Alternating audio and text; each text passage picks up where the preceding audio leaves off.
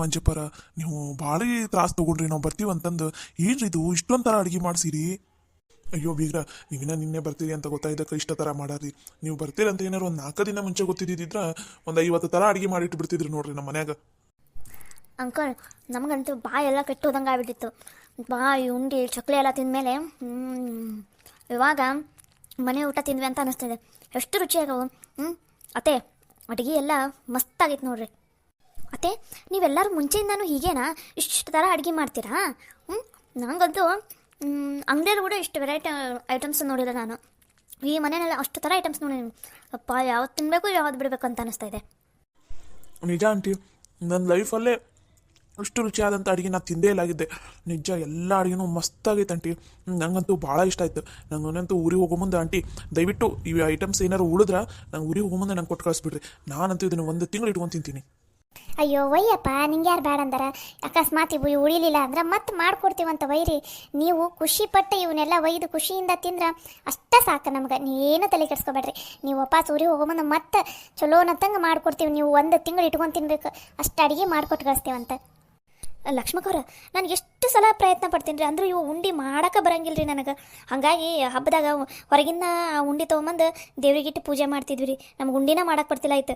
ಈಗ ನಿಮ್ಮ ಪರಿಚಯ ಆದಾಗಿಂದ ಅದರಲ್ಲೂ ನೇತ್ರ ನಮ್ಮ ಮನೆಗೆ ನಮ್ಮ ಆಫೀಸಿಗೆ ಬರೋಕ್ಕೆ ಸ್ಟಾರ್ಟ್ ಮಾಡಿಲ್ಲ ನೋಡ್ರಿ. ಅವಾಗಿಂದ ಹಂಗೆ ಪರಿಚಯ ಆಯ್ತು. 1-2 ಸಲ ಮನೆಗೆ ಬಂದು ಹೋದ್ಲಲ್ಲ, ಅವಾಗ ಹಬ್ಬದ ಟೈಮ್ನಲ್ಲೇ ಅನ್ಸುತ್ತದೆ ಉಂಡೆ ಹಿಂಗೆ ಹೊರಗಡೆ ತರಬೇಕು ಅಂತ ನಾವು ಮಾತಾಡ್ಕೊಂಡು ಹಾಕೊಂತಿದ್ವಿ.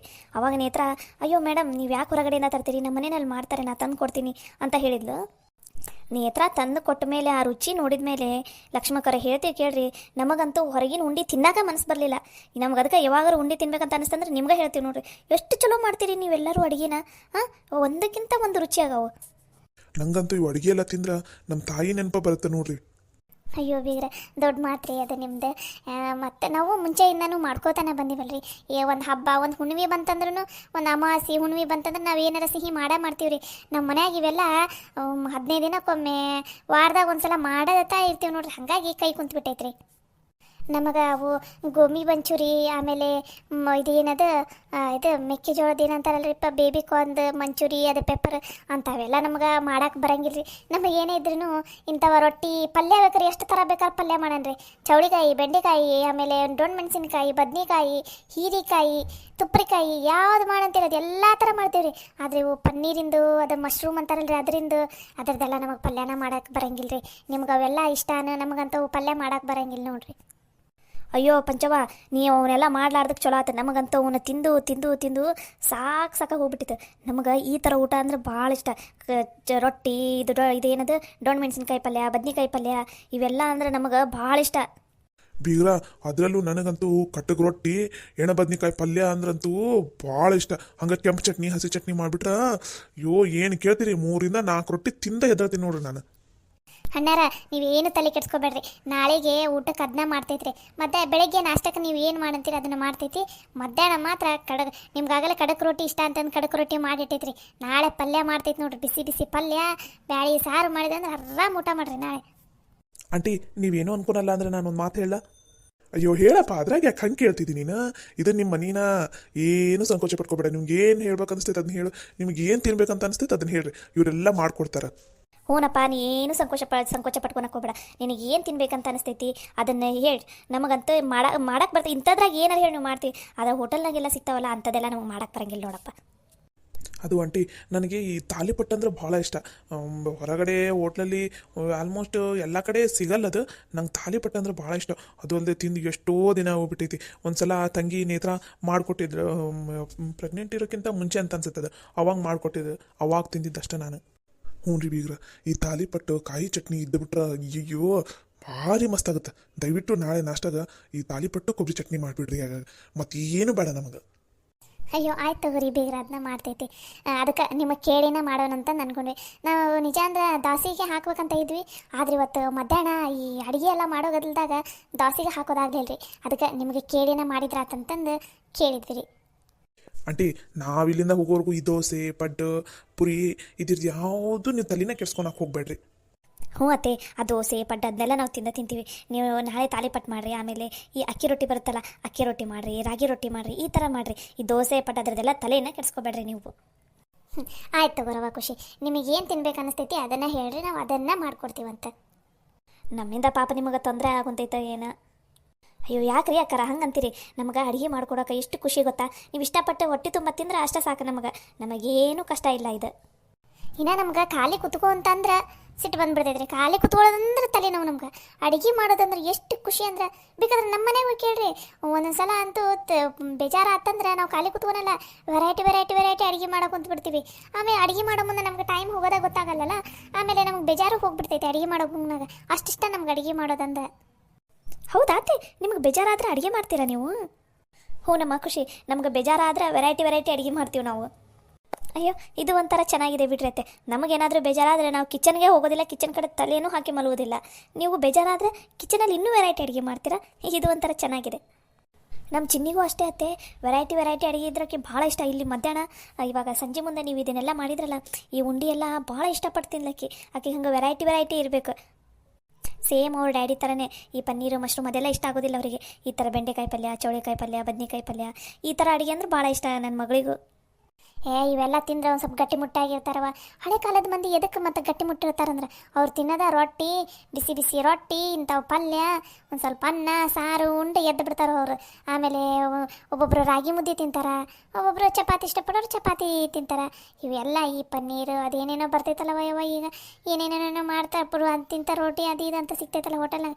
ಅವೆಲ್ಲ ಆರೋಗ್ಯಕ್ಕೂ ಒಳ್ಳೇದಲ್ಲವ ಅಷ್ಟು. ಏನೋ ಯಾವಾಗಾರ ಒಂದು ಸಲ ತೊಗೊಂಡು ತಿನ್ನೋಕಷ್ಟೇ ಚಲೋ ಅದು. ಅದು ನಿಜ ಅತ್ತೆ. ನಮ್ಮದು ಹಳೇ ಸಂಪ್ರದಾಯದಿಂದ ಬಂದಿರುವಂಥ ಹಳೆಯ ಪದ್ಧತಿಯಿಂದ ಏನು ಅಡುಗೆ ಬಂದಾವಲ್ಲ ಅವು ಭಾರಿ ಬೆಸ್ಟ್. ಈ ರೊಟ್ಟಿ ತಿಂದುಬಿಟ್ರೆ ಮತ್ತು ಏನು ಬೇಡ ನೋಡುತ್ತೆ, ಆರೋಗ್ಯಕ್ಕೆ ಎಷ್ಟು ಒಳ್ಳೇದು. ಅದು ರೊಟ್ಟಿ ಜಾಸ್ತಿ ತಿಂದರೆ ಅದರಿಂದ ಏನೂ ಕೇಳಾಗಂಗಿಲ್ಲ, ಏನು ಹೆಲ್ತಿಗೆ ಏನೂ ಎಫೆಕ್ಟ್ ಆಗೋದಿಲ್ಲ ಕೆಟ್ಟ ರೀತಿಯಿಂದ.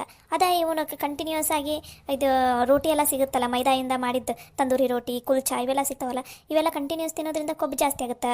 ಮೈದಾ ತಿನ್ನೋದ್ರಿಂದ ಫ್ಯಾಟ್ ಜಾಸ್ತಿ ಸ್ಟಾರ್ಟ್ ಆಗಿಬಿಡುತ್ತೆ, ಮನುಷ್ಯ ದಪ್ಪ ಆಗೋದಕ್ಕೆ ಚಲೋ ಆಗ್ಬಿಡ್ತಾನೆ. ಇವೆಲ್ಲ ತೊಂದರೆ ಅದ ನೋಡ್ರಿ ಅದು. ಅದಕ್ಕೆ ಅಲ್ಲ ನಮ್ಮ ಮನೆ ಊಟನ ಚಲೋ ಅಂತ ಅನ್ನೋದು. ಹೊರಗಿನ ಊಟನೂ ಚಲೋ. ಯಾವಾಗ ನಾವು ಹೊರಗಡೆ ಹೋದಾಗ, ಹೊರಗಡೆ ಸುತ್ತಾಡಕ್ಕೆ ಹೋದಾಗ, ಯಾವಾಗಾದರೂ ಏನೋ ನಮಗೆ ಯಾವಾಗಾರ ಬೇಸರ ಅನಿಸಿದಾಗ ಅಷ್ಟೇ ಚಲೋ. ಅದನ್ನು ಬಿಟ್ಟು ದಿನ ಅದಂದ್ರೆ ಆರೋಗ್ಯಕ್ಕೆ ಒಳ್ಳೇದಲ್ಲ ನೋಡುವ. ನಿಜ ರೀ ಅಕ್ಕಾರ, ನೀವು ಹೇಳೋದು ಮಾತ್ರ ನಿಜಾನ. ನಮ್ಮ ಮನೆಗೆ ನನ್ನ ಸೊಸಿ ಬಂದಾಗಿಂದ, ಅದು ನೇತ್ರ ಬಂದಾಗಿಂದ ನಮ್ಮ ಮನೆಗೆ ಬಿಸಿ ರೊಟ್ಟಿ ತಿನ್ನಕೊಂತೀನಿ ನೋಡ್ರಿ ನಾನು. ಅದಕ್ಕಿಂತ ಮುಂಚೆ ಈಗ ನನ್ನ ಹೆಂಡತಿಗೂ ಅಷ್ಟು ರೊಟ್ಟಿ ಮಾಡೋಕೆ ಬರೋಂಗಿಲ್ಲ. ಆಮೇಲೆ ಕೈ ನೋವು ಮೊಣಕಾಲು ನೋವು ಅಂತ ಹಾಕಿ, ಹಾಗಾಗಿ ನಾನು ರೊಟ್ಟಿ ಇರ್ಲಿ ಬಿಡು, ಈ ಮನೆಗೆ ಚಪಾತಿದು ಮಾಡಿದ್ರೆ ಅದನ್ನ ತಿಂದುಬಿಡ್ತಿದ್ದೆ. ನನ್ನ ಮಗಳಿಗೂ ಅಷ್ಟು ರೊಟ್ಟಿ ಮಾಡೋದಕ್ಕೆ ಬರೋದಿಲ್ಲ. ನೇತ್ರ ನಮ್ಮ ಮನೆಗೆ ಬಂದಾಗಿಂದ ನೋಡ್ರಿ, ರೊಟ್ಟಿ ಅಂದ್ರೆ ರೊಟ್ಟಿ. ನಾನು ಒಂದೊಂದ್ಸಲ ನಾಷ್ಟಕ್ಕೂ ಕೂಡ ರೊಟ್ಟಿನ ಮಾಡ್ಸ್ಕೊಂಡು ತಿಂದಿರ್ತೀನಿ. ಗೊತ್ತಾರ ಬೇಕಾದ್ರೆ ಕೇಳ್ರಿ ಇವರಿಗೆ. ಹೌದು ಹರಿಬೇಕಾ, ನೀವು ನಾಷ್ಟಕ್ಕೂ ರೊಟ್ಟಿ ತಿಂತೀರಾ? ಹ್ಞೂ ಅಣ್ಣ, ಇವರಿಗೆ ರೊಟ್ಟಿ ಅಂದ್ರೆ ಭಾಳ ಇಷ್ಟ. ಒಂದೊಂದ್ಸಲ ಬೇಸರ ಆಗಿರುತ್ತಲ್ಲ ನಾಷ್ಟ ಎಲ್ಲ, ಅವಾಗೆಲ್ಲ ನೇತ್ರ ಹೇಳ್ಬಿಡ್ತಿದ್ರು ಮಧ್ಯಾಹ್ನಕ್ಕೆ ಏನು ಮಾಡ್ತೀಯಮ್ಮ ಅಂತ. ಮಧ್ಯಾಹ್ನಕ್ಕೆ ಹೆಂಗೋಕೆ ರೊಟ್ಟಿನ ಮಾಡ್ತಾ ಇರ್ತಿದ್ಲ ಇವ್ರ ಸಲುವಾಗಿ ಅಂತಂದು ನೈಟೇ ಹೇಳ್ಬಿಡ್ತಿದ್ರು, ನೋಡಮ್ಮ ನನಗೆ ನಾಳೆಗೆ ಬೆಳಗ್ಗೆನ ನಂಗೆ ರೊಟ್ಟಿ ಮಾಡಿಬಿಡು, ಮಧ್ಯಾಹ್ನ ಹೆಂಗೋ ನೀ ಮಾಡ್ತಿಲ್ಲ, ಮಧ್ಯಾಹ್ನ ಬೇಕಾದ್ರೆ ಬೇಡ, ಬೆಳಗ್ಗೆನ ರೊಟ್ಟಿ ಮಾಡಿ ಒಂದು ಸ್ವಲ್ಪ ಜಾಸ್ತಿ ಮಾಡಿಟ್ಬಿಡು, ಇಡೀ ದಿನ ಕಡಕಾದ್ರೂ ಪರವಾಗಿಲ್ಲ ಅದನ್ನ ತಿಂತೀನಿ ಅಂತಿದ್ರು. ಆದರೆ ನೇತ್ರವಾಗಿ ಕೇಳಬೇಕಲ್ಲ.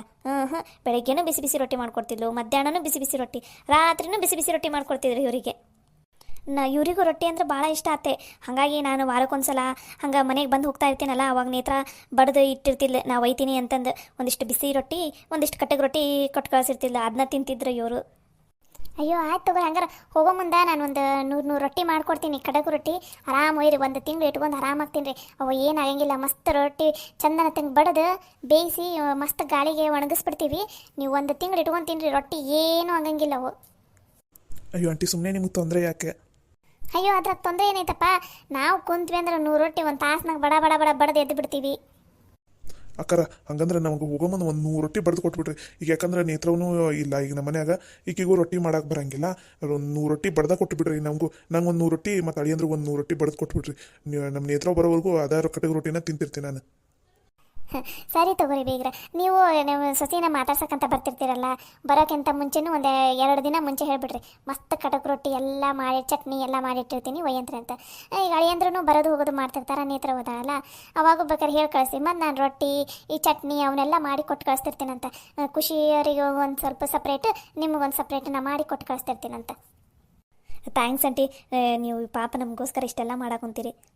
ಅಯ್ಯ ಥ್ಯಾಂಕ್ಸ್ ಎಲ್ಲ ಎದಕ್ಕವ ನಮಗೆ ಖುಷಿ ನಮ್ಮೂರಿಗೆ ನಾವು ಮಾಡ್ಕೊಡಕದಿಲ್ಲ ಏನವ ಹಿಂಗೆ ಏನು ಅನ್ಕೊಳಕ್ಕೆ ಹೋಗ್ಬೇಡ್ರಿ ನೀವು ಏನು ಬೇಕಾದರೂ ನಂಗೆ ಒಂದು ಮಾತು ಫೋನ್ ಹಚ್ಚಿ ಹೇಳವ ಅಂದರೆ 2 ದಿನ ಮುಂಚೆ ಹೇಳ್ಬಿಡು ಅಂದರೆ ಎಲ್ಲ ವ್ಯವಸ್ಥೆ ಮಾಡ್ಕೊಳಕ್ಕೆ ಟೈಮ್ ಬೇಕಲ್ಲ 2 ದಿನ ಮುಂಚೆ ಹೇಳ್ಬಿಡು ನೀ ಎಷ್ಟು ಹೇಳ್ತಿದ್ದಿ ಅಷ್ಟು ರೊಟ್ಟಿ ಚಟ್ನಿ ಯಾವ ಥರ ಬೇಕು ಆ ಥರ ಚಟ್ನಿ ಪಲ್ಯ ಎಲ್ಲನೂ ಮಾಡ್ಕೊಟ್ಟು ಕಳಿಸ್ತೀವಂತ. ಸರಿ ಅತ್ತೆ. ಅತ್ತಿಗೆಮ್ಮ ಆಲ್ರೆಡಿ ಊಟದ ಟೈಮ್ ಆಯ್ತು, 8:30 ಆಯ್ತು, ಬರ್ರಿ ಊಟ ಮಾಡನ್ರಿ ಎಲ್ಲರೂ. ಸರಿ ಸರಿ ಪುರುಷೋತ್ತಮ ಹಂಗೆ ಮುಕುಂದ ಒಂದು ಕೆಲಸ ಮಾಡಿರಿ, ನಾವು ಬಡ ಬಡ ಹೋಳಿಗೆ ಒಂದೇ ಮಾಡೋದು ಉಳಿದೈತಿ, ಈಗ ಮಿಕ್ಕಿದೆಲ್ಲ ಮಾಡಿಟ್ಟೈತಿ, ನಾವು ಬಿಸಿ ಬಿಸಿ ಹೋಳಿಗೆ ಮಾಡಿಬಿಡ್ತೈತಿ, ನೀವು ಊಟಕ್ಕೆ ಎಲ್ರಿಗೂ ಕೊಟ್ಟುಬಿಡ್ರಿ ಸರಿನಾ? ಸರಿ ತಗೋರಿ ಅತ್ತಿಗೆಮ್ಮ, ನೀವು ಹೋಳಿಗೆ ಮಾಡಿ ನಡ್ರಿ, ನಾವೆಲ್ಲ ವ್ಯವಸ್ಥೆ ಮಾಡ್ಕೋತೀವಿ. ಅಯ್ಯೋ ಆಂಟಿ, ಹೋಳಿಗೆ ಮಾಡಿ ಇಟ್ಬಿಡ್ರಿ, ಒಮ್ಮಿಗೆ ಎಲ್ಲರೂ ಕುತ್ಕೊಂಡು ಊಟ ಮಾಡಿಬಿಟ್ರೆ ಆಯ್ತು. ಅಯ್ಯ ಬೇಡಪ್ಪ, ಬಿಸಿ ಬಿಸಿ ಹೋಳಿಗೆ ಮಾಡ್ಕೊಡ್ತೈತಿ, ಹೋಳಿಗೆ ಮೇಲೆ ಹಾಲು ತುಪ್ಪ ಹಾಕೊಂಡು ತಿನ್ರಿ, ಮಸ್ತ್ ರುಚಿ ಅನಿಸ್ತೈತಿ. ಈ ಮುಂಚೆನ ಮಾಡಿಟ್ಬಿಟ್ರೆ ಬಿಡ್ತೈತಿ, ಅದಕ್ಕೆ ಬೇಡ, ನಾ ಬಿಸಿ ಬಿಸಿದು ಮಾಡ್ಕೊಡ್ತೀನಿ, ನೀವು ಆರಾಮಾಗಿ ಊಟ ಮಾಡಿರಿ. ನಾವು ಆಮೇಲೆ ಕುತ್ಕೊಂಡು ಇದು ಹೋಳಿಗೆ ಎಲ್ಲ ಮಾಡೋದಾದ್ಮೇಲೆ ನಾವು ಮತ್ತೆ ನೀವು ಕುಂತಾಗ ಊಟ ಕುಂತಾಗ ನಾವು ಬಂದು ಊಟ ಕುತ್ಕೊಂಡ್ಬಿಡ್ತೀವಂತ. ಹೌದಾ, ಸರಿ ಆಂಟಿ.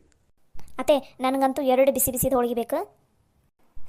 ಆಯ್ತು ತಗೋರವ, 2 ಯಾಕೆ 4 ತಿನ್ನು, ಯಾರು ಬೇಡ ನಂಗಿಲ್ಲ, ಒಟ್ಟಿನಲ್ಲಿ ಹೊಟ್ಟೆ ತುಂಬ ತಿನ್ರಿ ಅಷ್ಟೇ. ಸರಿ ಪಂಚವ ನಡೀರಿ, ಲಘು ಲಘುನ ಹೋಳಿಗೆ ಹಂಚಿಡ್ ನಡ್ರಿ, ನಮ್ಮ ಹೋಳಿಗೆ ಮಾಡ್ಕೊಂಡು ನಾನು ಒಬ್ಬ ಹೋಳಿಗೆ ಮಾಡ್ತೈತಿ, ನೀನು ಮತ್ತು ಸರಸ್ವತಿ ಬೇಯಿಸ್ಬಿಡಂದ್ರಂತ. ಸರಿ ಬೇಕು. ಬರ್ರಿ ಬೀಗ್ರ, ಕೈ ತಗೋ ಬರ್ರಿ, ಊಟ ಕುತ್ಕೊಂಡ್ರೆ ಆಯ್ತು. ಸರಿ ರೀ.